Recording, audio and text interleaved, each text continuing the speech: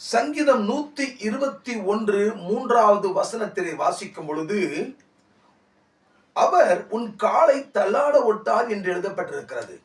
உன்னை காக்கிறவர் உறங்கார்.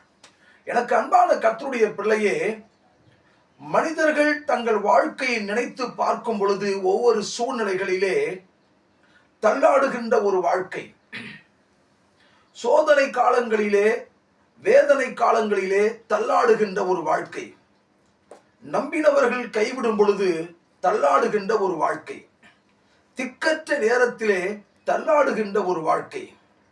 ஆனால் வேதம் சொல்லுகிறது, உன் காலை தள்ளாட விட்டார். இந்த சத்தியத்தை கேட்கிற கர்த்தருடைய பிள்ளையே, ஒருவேளை நீயும் கூட இந்த நாளிலே உன் வாழ்க்கையில வரக்கூடிய பிரச்சனைகளை குறித்து, நிந்தைகளை குறித்து, அவமானங்களை குறித்து நீ தள்ளாடுகிற மகனாய் மகளாய் காணப்படலாம். வேதம் சொல்லுகிறது, உன் காலை அவர் தள்ளாட விட்டார், உன்னை காக்கிறவர் உறங்கார்.